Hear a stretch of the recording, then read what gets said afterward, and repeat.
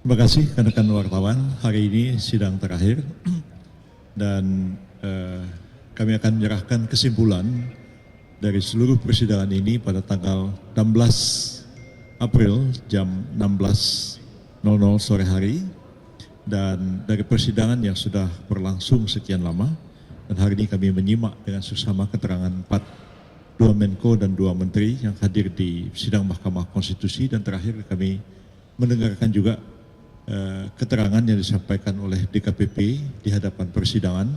Walaupun dalam 2 kegiatan terakhir ini kami tidak diberikan kesempatan untuk bertanya, hanya hakim bertanya kepada 4 menteri dan kepada DKPP. Apa yang dapat kami simpulkan dari persidangan yang sudah berlangsung sekian lama adalah bahwa kami tetap berkeyakinan bahwa 2 permohonan yang diajukan oleh pemohon 1 dan pemohon 2 itu tidak terbukti di persidangan ini. Yang lalu-lalu kami sudah jelaskan di mana kegagalan mereka untuk membuktikan apa yang mereka narasikan di dalam posita, di dalam keseluruhan permohonan, tidak mendukung apa yang dikemukakan di dalam petitum, yang seperti kita ketahui petitumnya adalah memohon kepada Mahkamah Konstitusi untuk menyatakan pasangan calon nomor 2, yaitu Pak Prabowo dan Pak Gibran, didiskualifikasi dan diadakan pemungutan suara ulang tanpa keikutsertaan keduanya. Dan yang satu mohon supaya didiskualifikasi hanya Pak Gibran dan diadakan pemungutan suara ulang Pak Prabowo berdampingan dengan pasangan calon wakil presiden yang baru.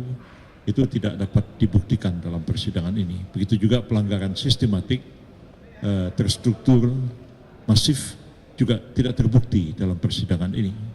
Hari ini jelas sekali Menteri Keuangan, 2 Menko dan Menteri Sosial mengungkapkan bahwa tidak ada penyalahgunaan bansos seperti yang selama ini dikemukakan dan didalilkan oleh kedua pemohon di dalam persidangan. Ibu Risma yang hadir pada hari ini tegas-tegas mengatakan tidak ada bantuan yang bersifat langsung. Semua adalah bantuan dalam bentuk transfer melalui bank, baik disampaikan melalui elektronis melalui bank maupun dikirimkan melalui kantor pos yang ada di daerah-daerah. Tidak ada sama sekali dalam bentuk barang, dalam bentuk beras, dalam bentuk lain-lain itu tidak ada sama sekali. Jadi apa yang selama ini didalilkan penyalahgunaan bansos itu dibantah oleh Ibu Risma sendiri dalam persidangan ini. Begitu juga mengenai peningkatan berlipat ganda jumlah bansos juga tidak terbukti dalam persidangan ini dan dibantah oleh Menteri Keuangan, Menko Perekonomian maupun juga dibantah oleh Menteri Sosial. Hanya terkait dengan masalah bantuan yang terkait dengan El Nino, memang ada automatic adjustment, itu diakui, dan Menteri Sosial memang menyampaikan bahwa itu adalah permintaan dari Kabinet dan dilakukan pertemuan dengan Komisi 8 DPR, jadi menguatkan keterangan yang kemarin dikemukakan oleh Pak Aceh di persidangan ini, Pak Aceh Hasan Sajili di persidangan ini, dan itu terjadi peningkatan sampai dengan 50 triliun dari sekitar 50 triliun dari dana yang disediakan untuk El Nino. Tetapi dalam seluruh keterangan yang hari ini disampaikan oleh baik Menteri Keuangan maupun Menteri Sosial, pada tahun 2024 ini tidak ada penyaluran atau belum ada penyaluran bantuan sosial El Nino. Jadi semua itu betul berakhir pada tahun November 2023, tidak ada penyaluran dana bantuan sosial El Nino.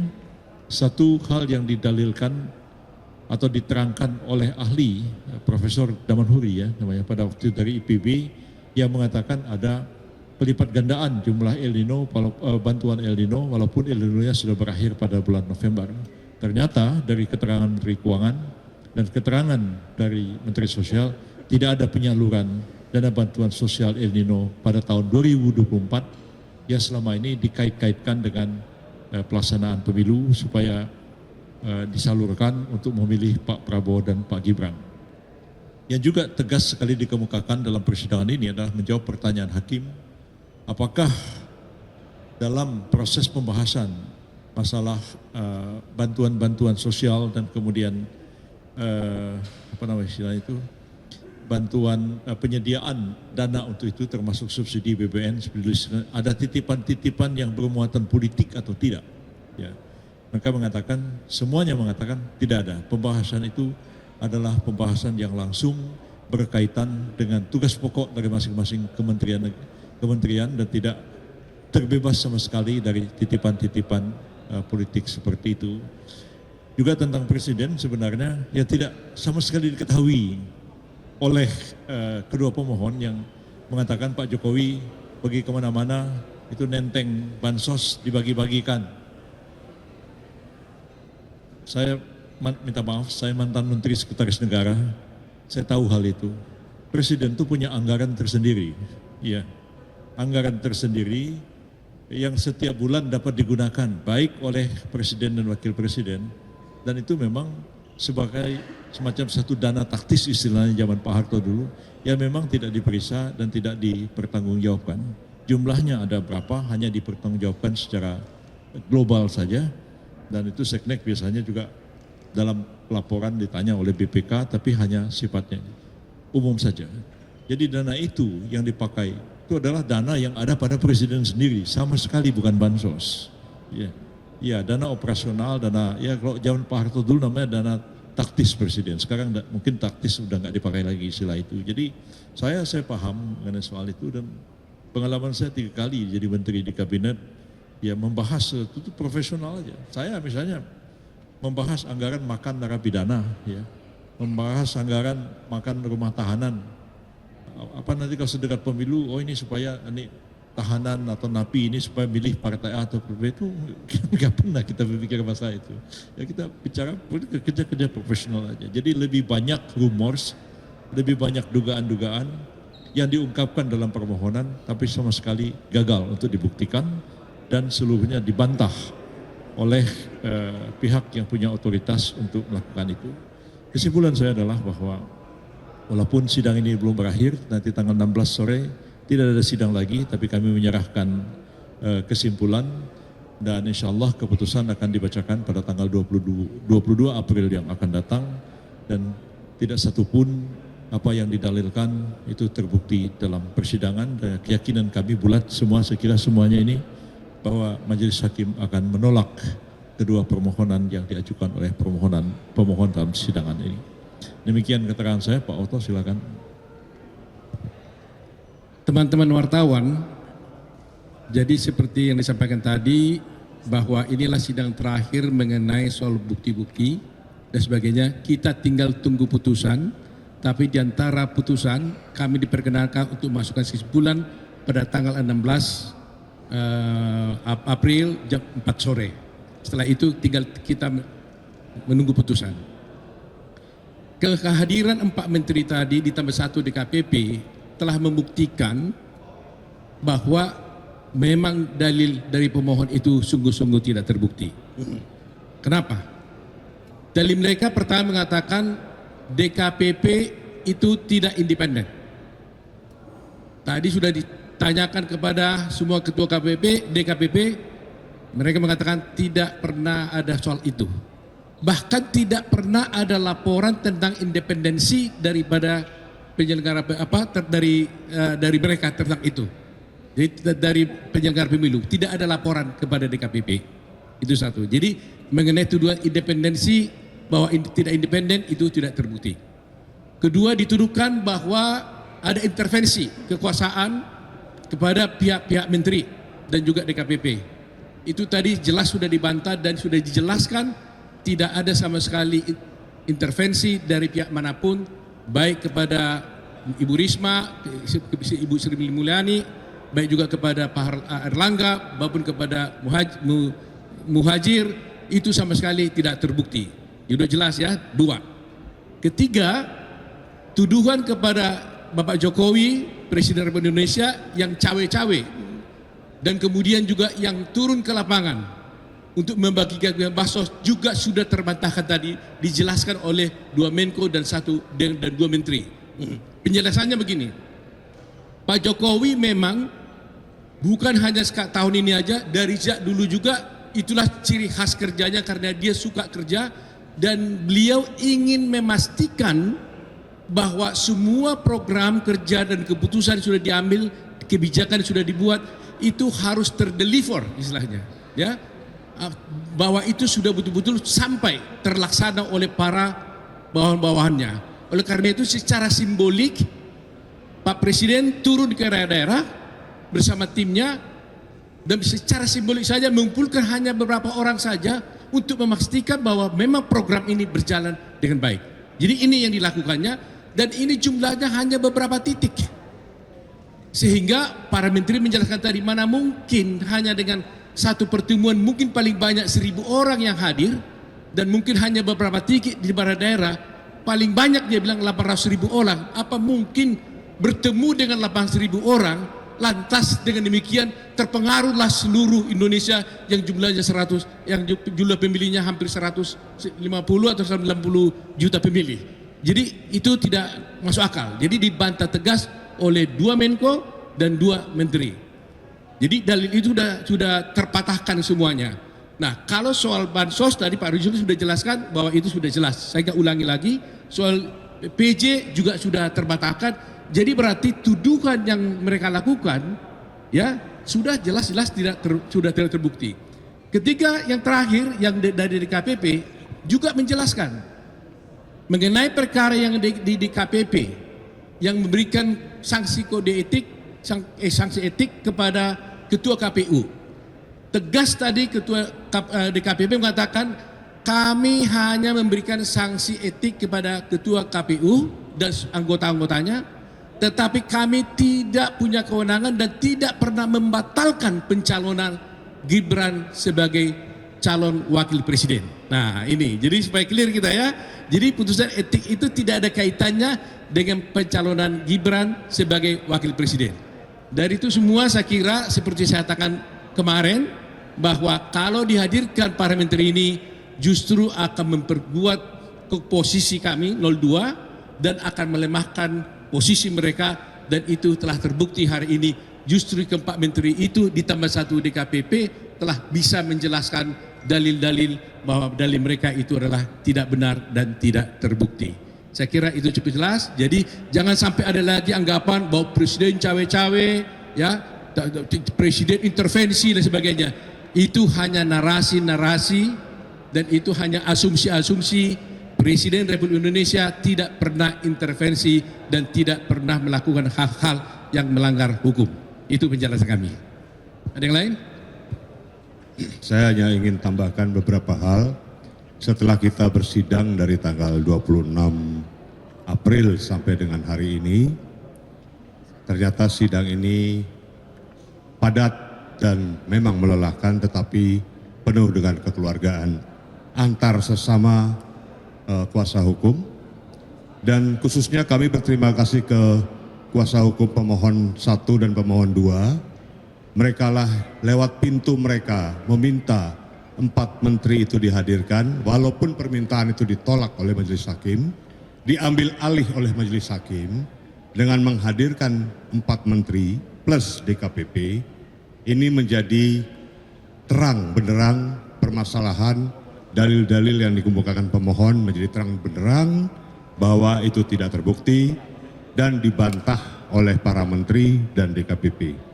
Itu satu. Yang kedua, setelah sidang ini berakhir pada hari ini dan akan masuk pada sidang putusan pada tanggal 22 April yang akan datang, ini supaya didengar oleh semua konstituen, baik oleh para konstituen dari pemohon 1 atau capres paslon 1, 2 maupun 3. Setelah sidang ini berakhir, marilah kita guyup, kita bersama-sama membangun bangsa dan negara ini, kita jaga keutuhan NKRI. Karena bagaimanapun negara ini adalah negara kita bersama, dan presiden terpilih tidak akan bisa membangun sendiri, tetapi bangsa dan negara ini akan dibangun bersama-sama oleh presiden terpilih maupun oleh paslon yang belum beruntung pada Pilpres kali ini.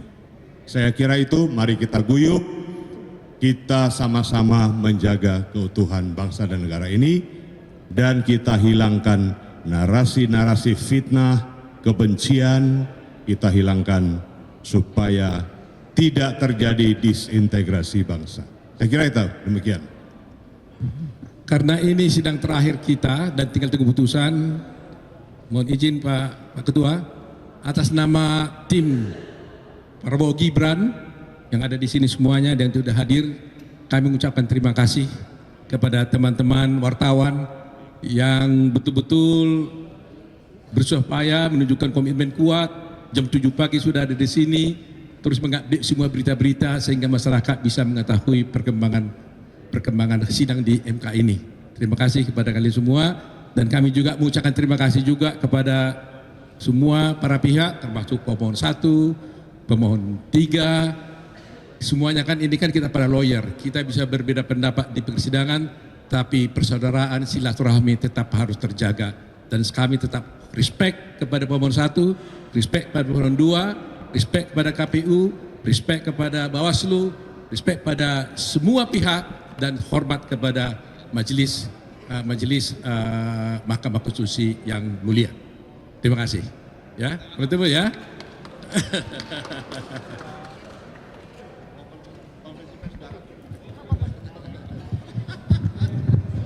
Henry.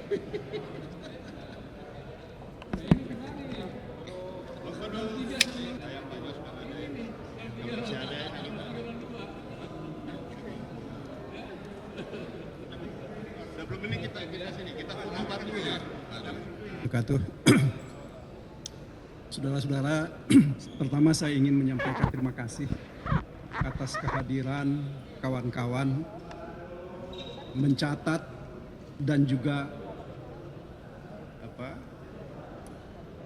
melakukan banyak kegiatan.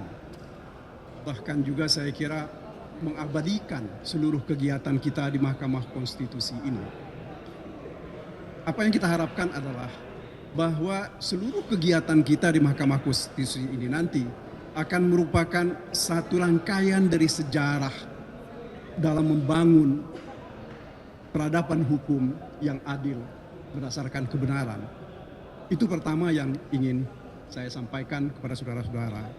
Kemudian yang kedua, saya kira tugas kita sekarang adalah mencoba untuk melihat secara baik dan nantinya mendengar secara baik apa yang akan menjadi putusan dari Mahkamah Konstitusi. Ya, tentu kita berharap bahwa Mahkamah Konstitusi tidak akan terikat dengan kungkungan tradisi yang selama ini bisa merugikan banyak pihak. Kita berharap mereka jadi melakukan kegiatan apa yang kita sebut dengan judicial activism. Dalam arti bahwa mereka harus melakukan pembaharuan hukum. Ya. Sebab saudara-saudara, dalam permohonan kami misalnya, kami sudah tunjukkan kepada Mahkamah Konstitusi di luar negeri sana, baik di negara yang menganut sistem hukum common law ataupun seperti kita, ya, civil law, mereka sudah memutuskan perkara-perkara perselisihan tentang hasil pemilihan. Salah satu argumen yang mereka sampaikan adalah kalau proses pemilihan itu dilakukan dengan cara yang tidak baik, dilakukan dengan cara yang curang, maka itu akan menjadi alasan untuk membatalkan pemilihan presiden itu. Sebab mereka beranggapan bahwa kejahatan sekecil apapun itu tetap adalah kejahatan. Nah, ini saya kira yang tidak bisa kita tolerir. Dan ini juga yang menjadi alasan kami mengapa kami datang ke Mahkamah Konstitusi ini. Kita ingin mengingatkan kepada bangsa ini, tidak boleh kita mentolerir keburukan. Apalagi kalau keburukan itu dilakukan untuk mempertahankan kepentingan satu keluarga atau satu kelompok, terlebih lagi kalau untuk membangun dinasti baru. Ya. Sebab saya kira sejak kita merdeka, dinasti itu tidak boleh dibangun kecuali untuk kerajaan-kerajaan. Saya kira terutama sejak 1998 demokrasi sudah dikembangkan secara baik dan ini berkembang. Akan tetapi nampaknya sekarang di akhir ini hampir ke tahun ke-25 dari proses sejak reformasi itu, ini mau ditutup, ya, mau diabaikan untuk kepentingan keluarga dalam jangka pendek. Itu persoalan kita. Saudara-saudara, saya cuma sedikit akan menyampaikan apa yang saya dengar, ya, dari pernyataan-pernyataan menteri, 4 orang menteri dari pagi tadi dan juga dari DKPP. Satu hal yang saya kira cukup jelas dalam nalar kita, mereka mengemukakan ada pembagian bansos yang dilakukan oleh presiden, ya, dan itu di luar yang merupakan program dari Kementerian Sosial. Bahkan Ibu Menteri Sosial tadi mengatakan bahwa tidak ada keterlibatan beliau atau keterkaitan beliau sebagai Menteri Sosial terhadap pembagian bansos atau apapun namanya yang dilakukan oleh presiden secara langsung. Apalagi pembagian yang dilakukan oleh presiden itu tidak didasarkan pada program yang sudah ditetapkan oleh APBN dalam programnya menteri. Tetapi ini berdasarkan satu Kepres 125 tahun 2022 yang, ya, Kepres itu dibikin sendiri oleh presiden yang kita nggak tahu argumen awalnya ini untuk apa. Meskipun di dalam pelaksanaannya dikatakan itu adalah untuk mengatasi El Nino. Ya. El Nino itu kan sudah kalau seperti ahli-ahli yang sudah kami hadirkan kemarin, November tahun lalu itu sudah selesai. Mungkin kalaupun ada keterlambatan hasil panen, tidak perlu dilakukan setiap bulan pembayaran terhadap bansos terkait dengan El Nino ini. Kemudian saudara-saudara, khusus terhadap bansos, dalam praktek yang terjadi selama ini dan sesuai dengan aturan yang ada, bahwa itu dilakukan oleh Kementerian Sosial dalam waktu setiap 3 bulan. Ya. Tidak seperti yang terjadi sekarang, itu dilakukan setiap bulan, sejak bulan Oktober, November, Desember, Januari, dan Februari. Apa maknanya ini bagi kita? Bagi kita yang berakal sehat, mestinya kita katakan bahwa ini mencederai akal sehat kita kalau dikatakan ini tidak ada hubungannya dengan proses pilpres dan pemilihan-pemilihan yang lain. Saudara-saudara, saya kira ada satu hal lagi yang saya kira yang patut kita catat, bahwa ada penyimpangan berdasarkan Perpres 125 itu, di mana tidak ada keterlibatan Kementerian Sosial di dalam hal pembagiannya. Ini apa maknanya? Tentu kita, nalar sehat kita akan mengatakan bahwa Ibu Menteri ini tidak ingin dilibatkan. Ya, karena ini barangkali bisa saja argumentasinya atau paling tidak asumsi saya bahwa kalau Ibu Menteri ini tahu dan terlibat, berarti bansos itu juga mesti dibagi untuk kepentingan partainya Ibu Menteri atau siapa yang didukung oleh Ibu Menteri. Nah, sementara sekarang kalau dari kemarin saksi-saksi kami mengatakan bahwa di Jawa Tengah itu ada 7 kali atau 10 kali presiden membagi-bagi bansos. Bahkan kalau saudara-saudara saya ingat betul ada tulisan yang mengatakan bahwa selesai bagi-bagi bansos itu Bapak Presiden minum kelapa muda, ya, di Magelang bersama dengan Cawapres. Begitu juga Pak Menteri, 2 orang menteri yang mengatakan bahwa bansos ini adalah dari Bapak Presiden. Ini kan personifikasi bansos yang tidak seharusnya dilakukan. Karena bagaimanapun juga itu kan aset milik negara. Itu milik kita, kita bayar pajak.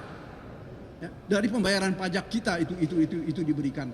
Jadi saya kira itu yang bisa saya sampaikan. Satu hal lagi, Bang Mulia, mungkin ya, kita berharap bahwa ya mari kita berdoa bersama-sama nanti di dalam hati kita.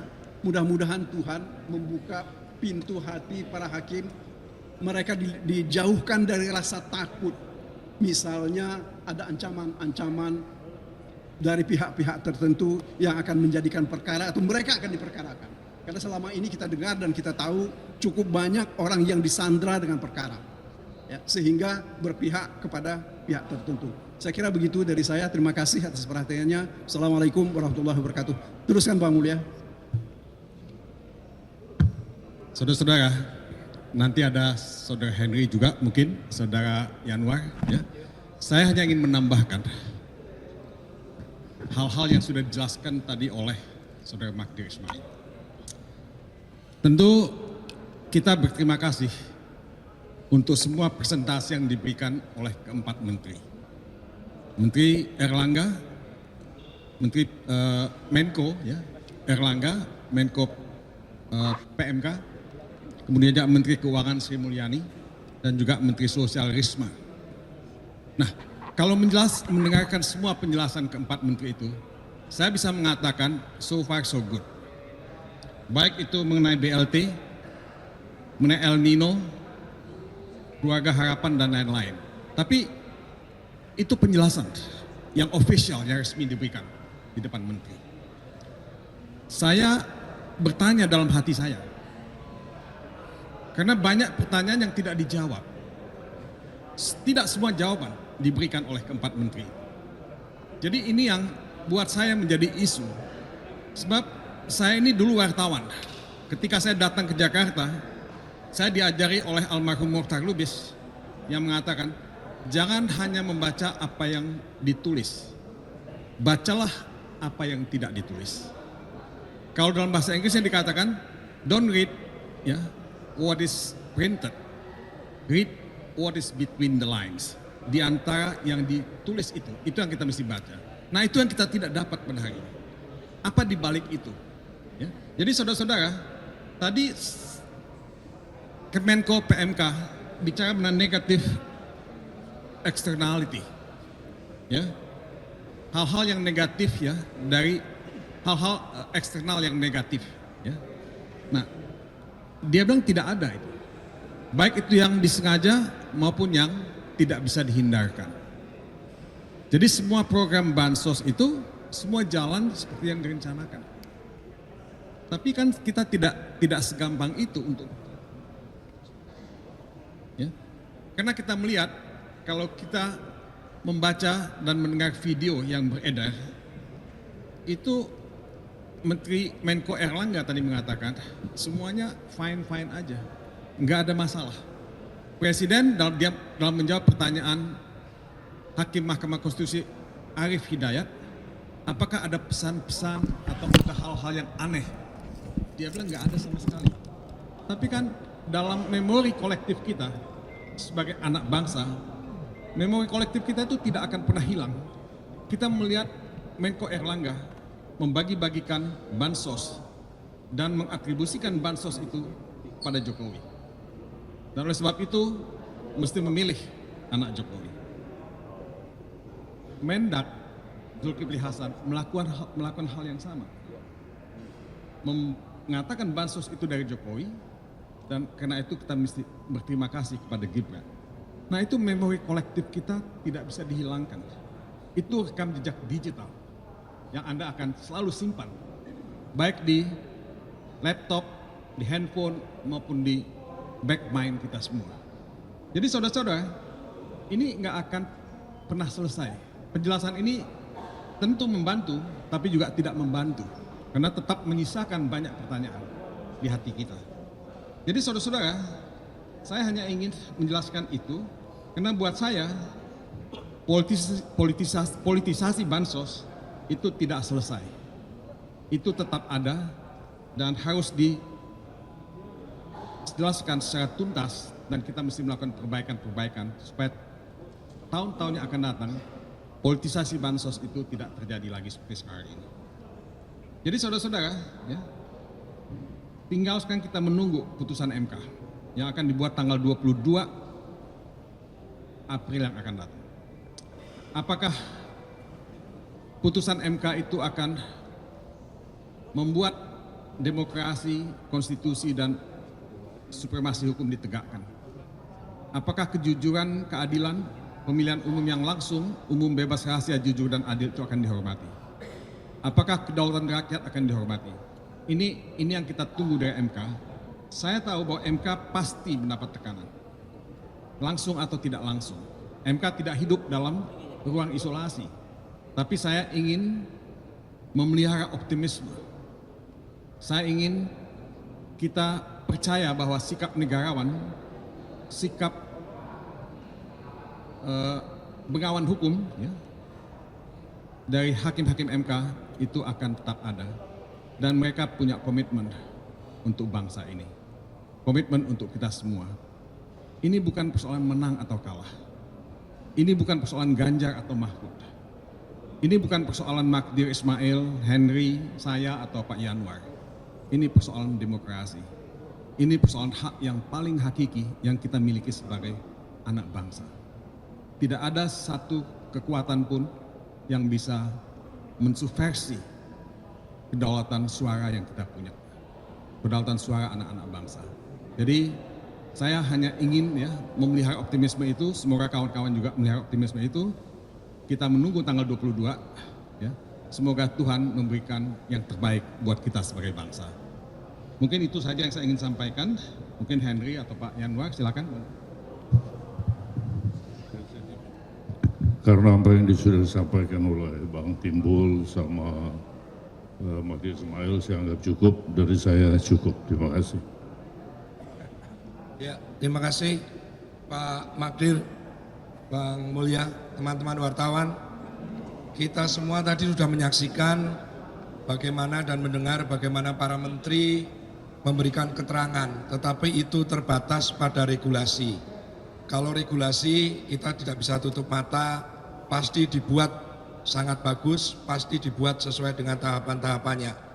Tetapi keterangan para menteri tadi tentu saja berbeda dengan keterangan para saksi yang pernah kami hadirkan. Bagaimana di Sumatera Utara, di Medan, pembagian bansos begitu masif.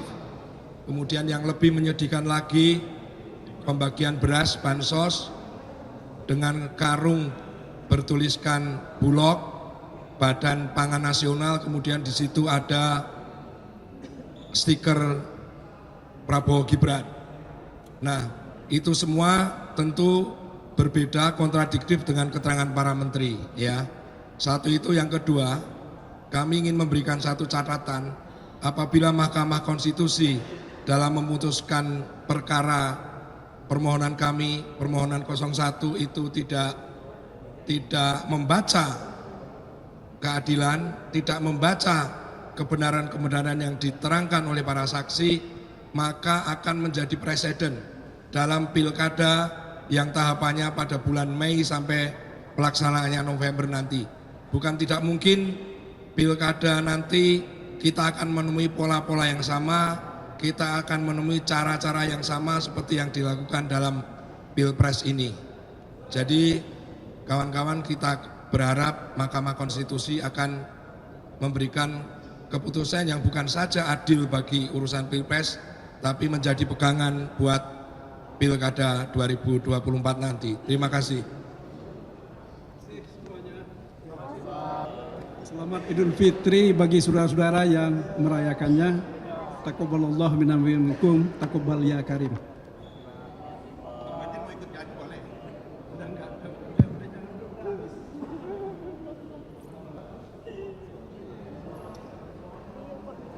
Bismillahirrahmanirrahim. Assalamualaikum warahmatullahi wabarakatuh. Ya, apa kabar teman-teman? Ya, semangat ya.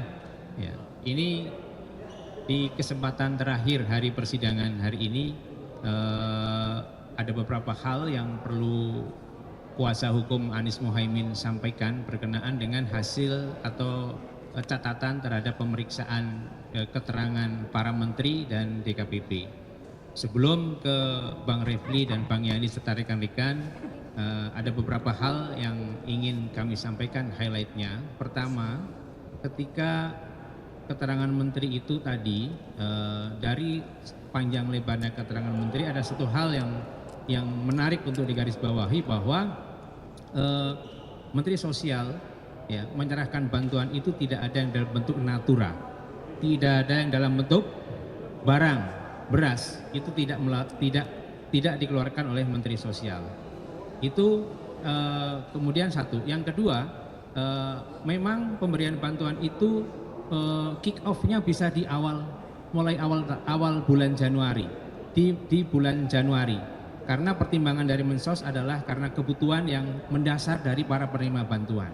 Nah, tapi yang menjadi catatan oleh pasangan Anies Muhaimin ini adalah adanya ketimpangan ketika pencairan selain dalam bentuk cash tunai, cash transfer ya, pencairan dalam bentuk natura, itu ada data yang kami peroleh yang sudah kami ajukan di persidangan di bulan Januari 2024 jumlahnya 12,5 T Januari. Sementara kita bandingkan di 2023 di bulan yang sama hanya 3,8 T. Kemudian mundur di 2022 3,5 T. Ada kepentingan apa yang itu hari ini tidak dijawab oleh pembantu presiden. Nah, kemudian yang ketiga, satu hal penting ketika tadi ditanya Pak Profesor Muhajir, ketika presiden turun ke daerah-daerah, justru jawabannya adalah semacam bentuk bantahan. Apakah mungkin presiden hanya turun di 100 titik tapi kemudian berpengaruh kepada elektoralnya sang putra, tapi kemudian itu diminta di stop oleh majelis. Ini menunjukkan bahwa ada intervensi, ada kepentingan elektoral dari terjunnya langsung presiden ke titik-titik tertentu yang katanya untuk membantu orang miskin, tapi titik-titik yang dituju adalah bukan kantong-kantong warga negara miskin, warga masyarakat yang miskin. Terakhir, yang highlight yang terakhir berkenaan dengan hadirnya DKPP.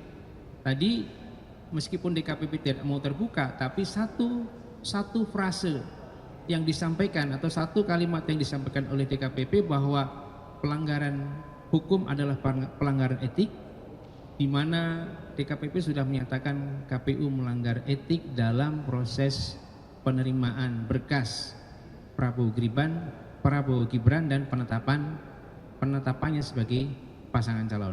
Ini kata kunci yang menurut kami luar biasa, mendukung dan menguatkan bukti yang kami dalil yang kami ajukan berkenaan dengan permohonan diskualifikasi pasangan calon nomor urut 2.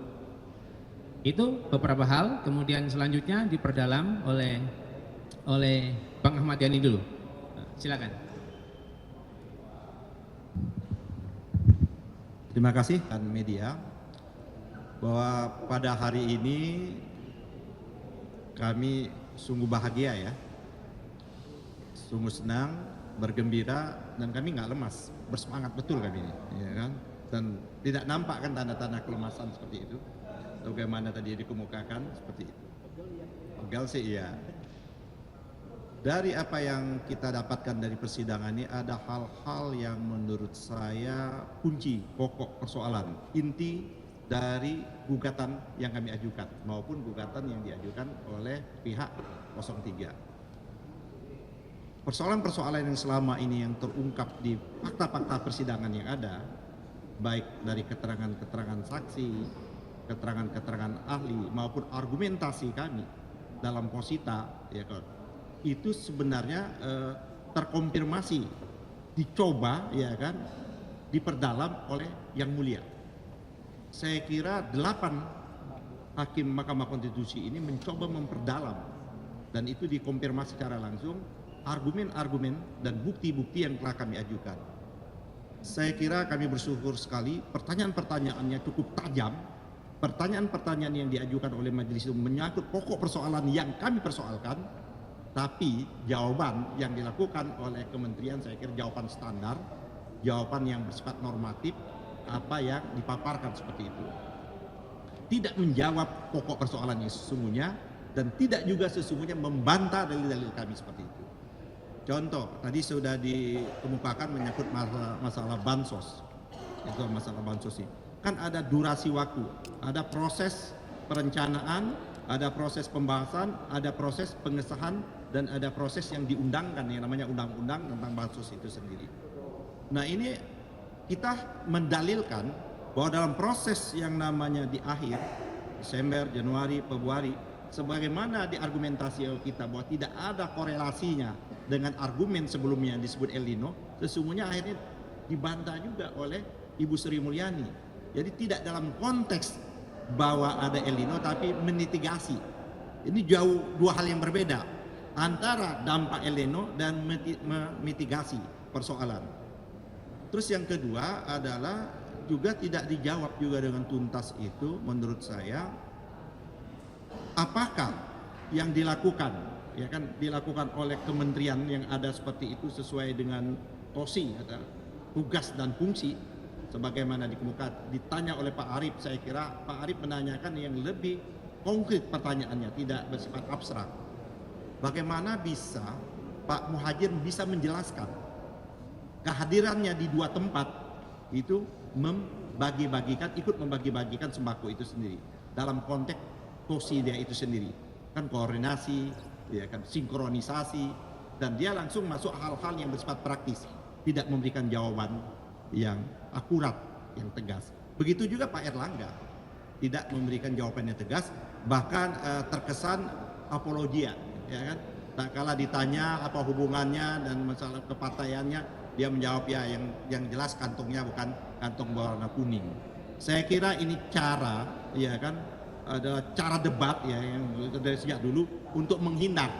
Itu adalah ilmu debat untuk menghindar dari pokok persoalan yang inti, pokok persoalan seperti itu. Nah, ada hal yang menarik saya kira, kalau memang korelasinya untuk mitigasi, Pak Erlangga menyatakan kenapa harus memberikan bansos pada durasi waktu yang tadi dikemukakan itu dalam rangka untuk stabilisasi harga.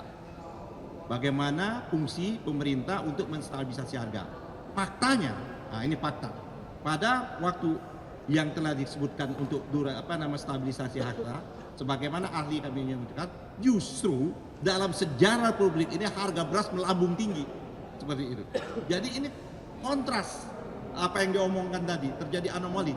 Pada satu sisi dia ingin menyatakan bahwa apa yang dilakukan ini dalam rangka stabilisasi harga, pada kenyataannya harga melambung tinggi sepanjang ada sejarah Republik Indonesia ini. Juga dia tidak bisa menjawab juga.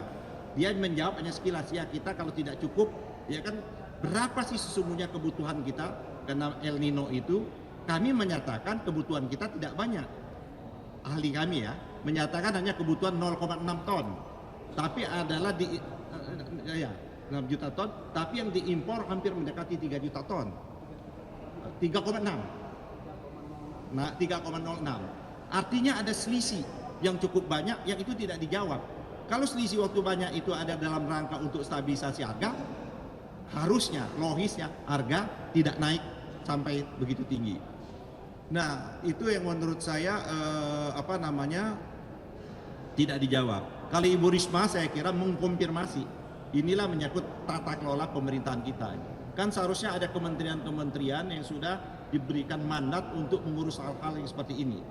Tapi Ibu Risma menyatakan bahwa dia tidak pernah memberikan bansos itu dalam bentuk yang namanya natural, langsung transfer. Ini apa artinya? Tidak ketemu, tidak ada media, tidak ada ketemu, dan itu juga tidak bisa menjawab pertanyaan salah satu hakim. Apakah ini dalam rangka untuk show sebenarnya apa yang dikemukakan oleh Pak Arief ya, Majelis Arief itu? Apakah pemberian-pemberian yang sekarang ini yang selalu dipublikasi itu dalam rangka untuk kepentingan elektoral?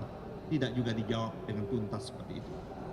Nah, yang terakhir saya kira yang saya ingin sampaikan dalam konteks keterangan tadi di KPP. Di KPP ini kan kita sama-sama kita sudah dapat putusan di KPP. Kita sudah baca keputusan di KPP dan kita sudah menghadirkan juga pihak yang terlibat dalam proses di KPP itu sendiri. Memang ketua di KPP tidak menjawab secara tegas karena ini terangkut masalah etik dia. Tapi ada clue yang dikasih, ada kata kunci yang dikemukakan oleh ketua di KPP itu, ini jelas-jelas ada ketidakpatuhan terhadap proses yang ada, yaitu ada putusan Mahkamah Konstitusi yang seharusnya ya kan ditindaklanjuti tapi tidak ditindaklanjuti oleh KPU. Nah, itulah yang disebut adalah tidak melaksanakan tugas dan pokok KPU itu dengan bersandarkan pada nilai-nilai dan aturan dari KPU itu sendiri. Nah, ada yang lebih penting lagi, tak kalah dikejar pendalaman, kalau tidak salah Hakim Yusak ya, Daniel ya, yang menyatakan sudah ada perubahan baru berdasarkan peraturan juga. Setiap aturan-aturan KPU itu wajib yang namanya dikonsultasikan dan diundangkan. Nah, ini yang menurut saya setiap keputusan yang ada yang dilakukan oleh Mahkamah wajib ditindaklanjutkan, wajib untuk dilakukan konsultasi dan wajib untuk diundangkan. Di persidangan DKPP yang kita dapat, tapi tidak disampaikan di sini putusan itu, bahwa proses itu tidak dilalui oleh KPU. Oleh karena itulah maka dia diberi peringatan keras dan terakhir. Ditanya kenapa dia terakhir terus kan? Dia hanya menunjukkan masalah kualitas kesalahan itu. Menurut kami itu yang menurut kita kalau sudah terakhir berarti sudah tidak ada terakhir lagi. Harusnya kan apa kata hakim, kenapa nggak dibuang saja, ya kan? Apa bahasanya hakim tadi? Diempaskan apa dibuang? Kayaknya dia tidak mau menjawab juga secara konkret. Nah, akhirnya secara menyeluruh dari persidangan awal, dari saksi-saksi yang dihadirkan, dari bukti-bukti, tinggal nanti memang menurut saya yang mulia memberikan kesempatan juga pada kami. Belum pernah ada juga kan terobosan juga ini. Ini menunjukkan bahwa peradilan ini tidak hanya peradilan kuantitatif, sebagaimana didalilkan hanya mengukur sengketa-sengketa hasil. Buktinya kita bisa juga memberikan penilaian, respon terhadap beberapa keterangan oleh menteri ini dalam kesimpulan kami. Seolah akan kami rumuskan, ya kan, kesimpulan ini dan menjadi lebih tajam lagi sebagaimana yang telah kami ajukan dalam permohonan kami. Dan insya Allah kami yakin betul ini memang Jumat yang berkah. Mudah-mudahan persoalan permohonan kami insya Allah dijawab dan dikabulkan. Terima kasih. Bila taufiq hidayah. Assalamualaikum warahmatullahi wabarakatuh. Iya, kalau Bang Yani lama lagi saya pulang. Assalamualaikum warahmatullahi wabarakatuh. Keren cadang. Jadi kawan-kawan semua, saya gembira ya. Hari ini sudah berakhir sidangnya dan kita hanya akan menyiapkan kesimpulan. Tapi kata menyiapkan kesimpulan itu luar biasa sesungguhnya. Karena kita diberikan kesempatan lagi untuk mempertajam apa yang sudah kita sampaikan dan memberikan juga kritik atau masukan-masukan apapun kepada Mahkamah Konstitusi untuk memperkuat permohonan kita. Logikanya sederhana. Kalau MK mau menolak permohonan kita, ngapain dia bikin instrumen baru kesimpulan? Dan boleh juga menanggapi apa yang terjadi tadi. Oke, saya akan mereview secara umum, tidak spesifik hari ini.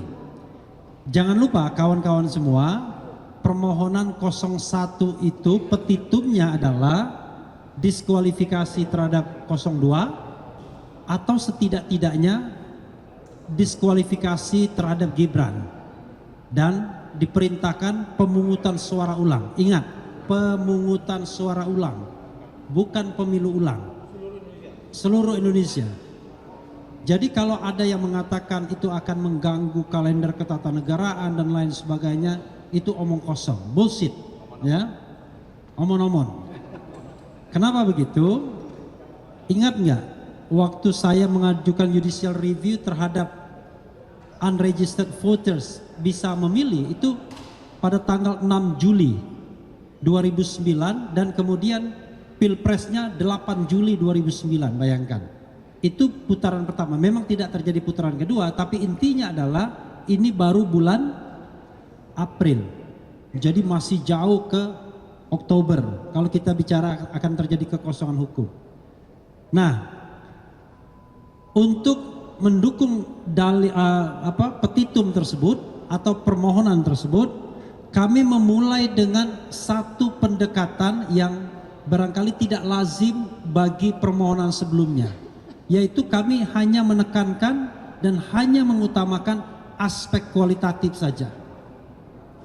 Kami tidak menghitung angka-angka, karena kami katakan angka itu didapat dari kecurangan.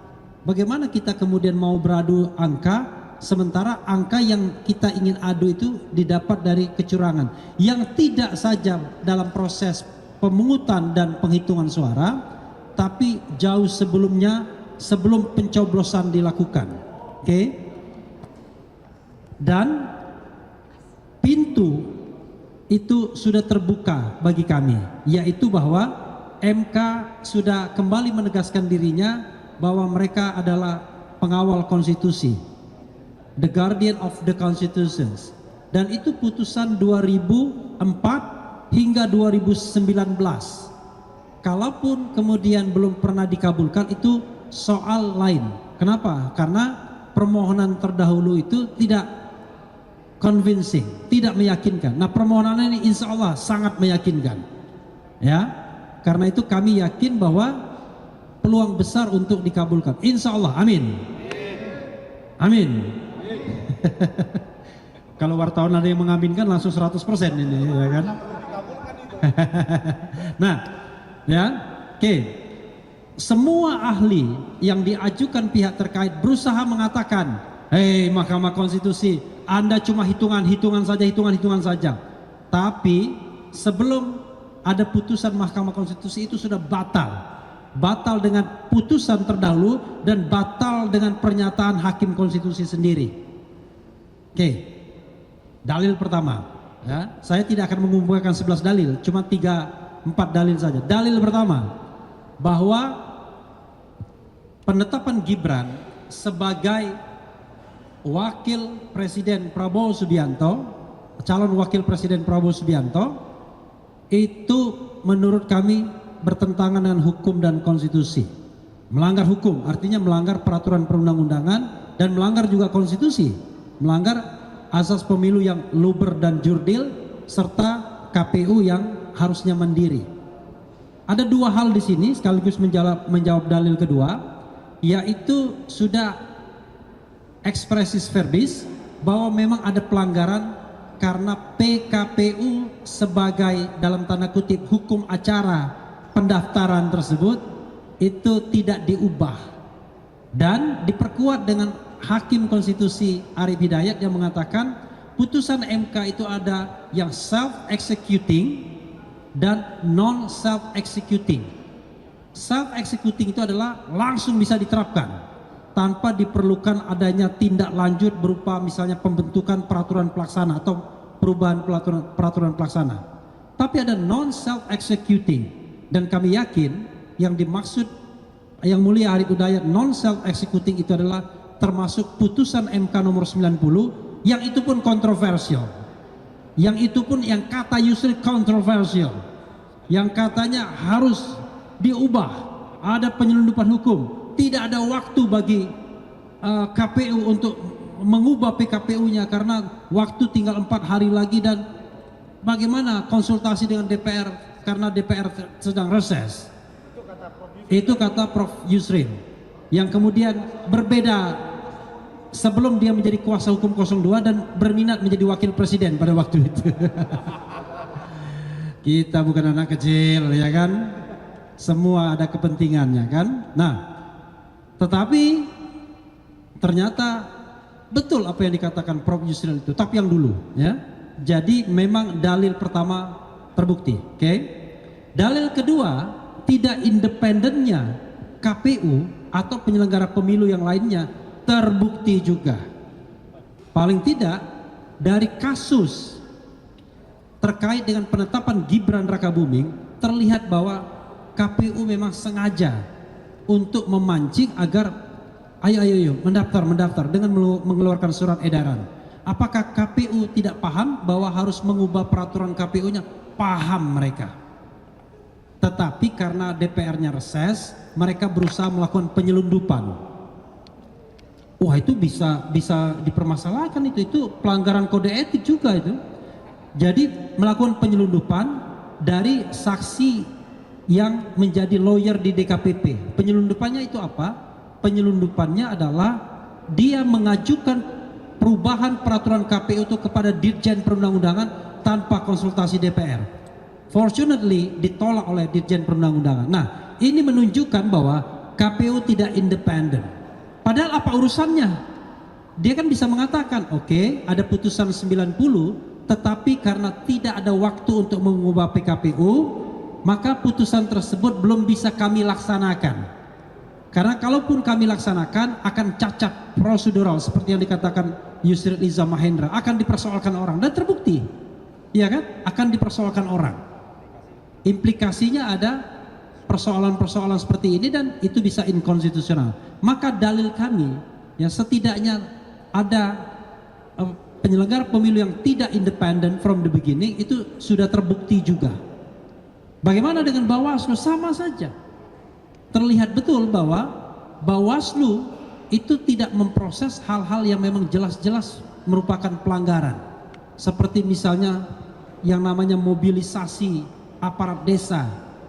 Kemarin ada PJ Wali Kota Bekasi. Ternyata pernah juga diproses oleh Bawaslu, tapi tidak pernah dia menghukum bahwa PJ ini atau kegiatan itu menguntungkan atau dimaksudkan untuk menguntungkan Paslon 02. Tidak pernah ada putusan yang begitu. Sepanjang pengetahuan saya ada nggak? Nggak ada. Nggak ada ya. Jadi tidak ada putusan yang mengatakan bahwa itu menguntungkan Paslon 02 dengan melanggar undang-undang. Nah ini menunjukkan bahwa ada ketidaknetralan. Bagaimana dengan DKPP? Ketidaknetralan DKPP yang juga terbukti adalah walaupun memang tidak dipersoalkan secara masif. Anda bayangkan ada ketua KPU 5 kali melanggar, dihukum karena melakukan pelanggaran kode etik. 3 diantaranya berat, ya, 2 peringatan berat dan terakhir, 1 peringatan berat saja tapi tidak ada terakhirnya. Yang terakhir yang Irman Gusman itu, Anda bayangkan ini hakim konstitusi di sini ketua MK sekali melanggar langsung didemosi. Ini jangankan dipecat, didemosi saja tidak sebagai ketua KPU. And then pertanyaannya ada apa? Apakah karena mereka di backup oleh kekuasaan dan perintah kekuasaan adalah pertahankan? Ini juga persoalan. Maka saya katakan dalil mengenai independensi itu terbukti. Oke, biar jangan terlalu panjang. Dalil lain misalnya bansos. Nah, ini menarik ya. Sebenarnya bansos itu jangan dilihat bansos itself, tapi itu adalah bentuk dari cawe-cawe Jokowi. Jadi bansos cawe-cawe Jokowi itu harus disatukan menjadi satu kesatuan. Ya. Jadi jangan berdiri sendiri. Jadi apa yang harus kita lihat? Perencanaan jahat, perencanaan kecurangan. Itu yang harus kita lihat. Bukan berapa besar bansos yang digelontorkan, bukan apakah kemudian sudah disidangkan atau tidak, tetapi apakah ada perencanaan kejahatan pemilu untuk memenangkan paslon tertentu dalam tindakan-tindakan cawe-cawe Jokowi yang salah satu instrumennya adalah penggelontoran bansos.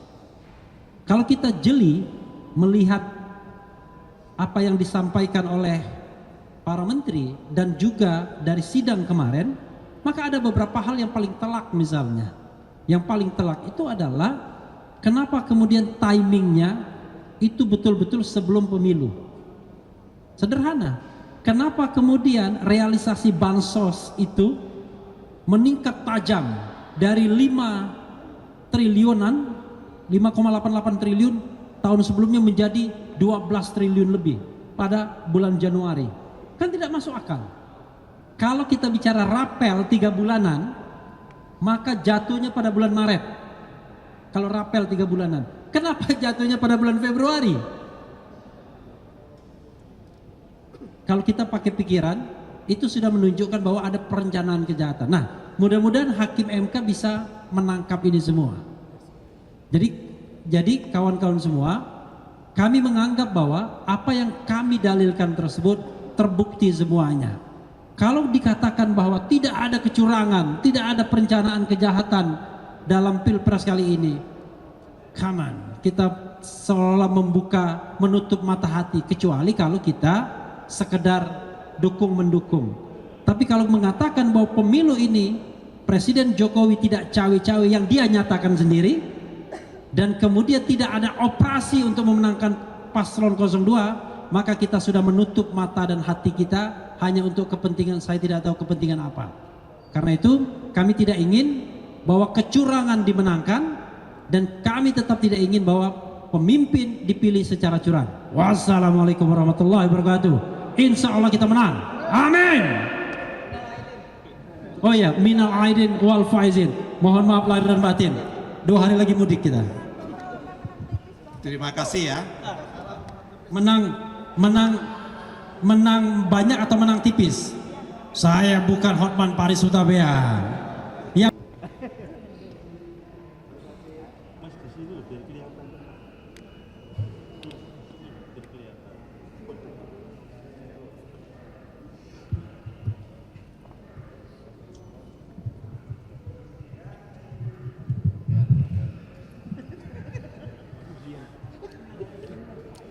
Assalamualaikum warahmatullahi wabarakatuh.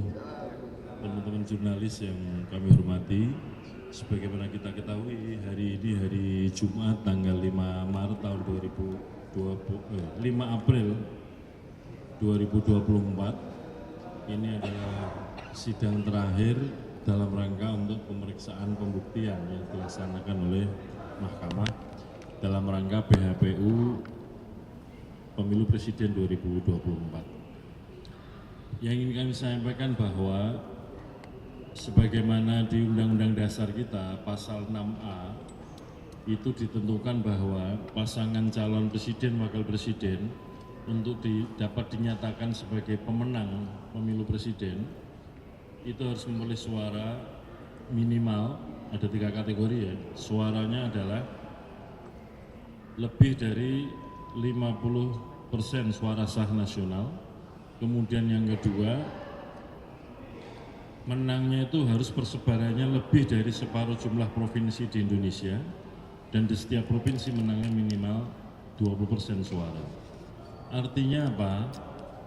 Penentu terpilihnya pasangan calon presiden wakil presiden adalah perolehan suara. Yang kedua, di Undang-Undang Pemilu nomor 7 2017, terutama pasal 473 itu ditentukan yang namanya sengketa hasil pemilu, yang dimaksud hasil adalah sengketa perolehan suara.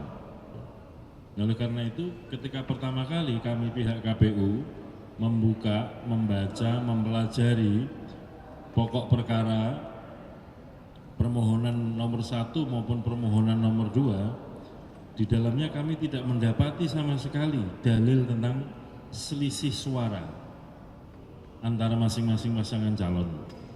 Juga tidak ada kami menemukan misalkan selisih suaranya itu di TPS berapa, di kecamatan mana, kabupaten mana, tidak ada sama sekali. Sehingga dengan begitu sampai dengan pemeriksaan terakhir ya, hari ini pemeriksaan pembuktian, tidak ada sama sekali yang kemudian menceritakan tentang suara kami di TPS sana semestinya sekian tapi ditulis KPU sekian, sama sekali tidak ada. Nah, oleh karena itu sebagaimana sama-sama kita saksikan majelis hakim pasti akan mempertimbangkan situasi ini, mempertimbangkan fakta-fakta di dalam persidangan. Sekali lagi, yang dipertimbangkan adalah fakta alat bukti yang dibawa dalam persidangan, bukan bunyi-bunyian yang ada di luar persidangan. Dan kita sama-sama melihat dalam persidangan, misalkan masing-masing pasangan calon tim hukumnya mengajukan ahli atau menghadirkan saksi, itu majelis hakim bertanya kepada sesama sejawat hakim. Dari meja hakim akan ada yang mau mengajukan pertanyaan, bisa kita setel lagi video live streamingnya. Pemahaman kami, hakim-hakim juga nggak tertarik memeriksa saksi lebih lanjut, nggak tertarik memeriksa ahli lebih lanjut. Jadi bisa dikatakan saksi yang diajukan ya nggak berkualitas. Nah, kalau saksi yang diajukan tidak berkualitas, sekali lagi tentu itu yang akan dipertimbangkan oleh mahkamah di dalam persidangan. Yang dipertimbangkan adalah fakta persidangan yang diajukan di dalam persidangan, bukan di luar persidangan. Kami dari KPU berusaha untuk mempertahankan apa yang dikerjakan oleh KPU berkaitan dengan perolehan suara, diantaranya misalkan alat bukti, formulir D hasil di tingkat kecamatan formulir D hasil di tingkat kabupaten. Jadi formulir D tingkat kecamatan sebanyak 7.277 kecamatan, kemudian formulir D hasil di tingkat kabupaten di 514 kabupaten kota, dan formulir D provinsi di 38 provinsi kami sampaikan sebagai alat bukti, dan kami berikan keterangan apakah ada selisih atau tidak, apakah ada catatan keberatan atau tidak, apakah ditandatangani atau tidak oleh masing-masing saksi. Ini sebagai cara kami untuk berbicara di dalam persidangan. Saya kira itu, dan kami meyakini Majelis Hakim Mahkamah Konstitusi pasti mempertimbangkan apa-apa yang didalilkan, apa-apa yang dibuktikan oleh masing-masing pihak, termasuk apa yang dijawab oleh KPU sebagai termohon, apa alat bukti yang diajukan oleh KPU sebagai pihak termohon dalam persidangan ini. Saya kira itu yang dapat kami sampaikan. Terima kasih. Assalamualaikum warahmatullahi wabarakatuh.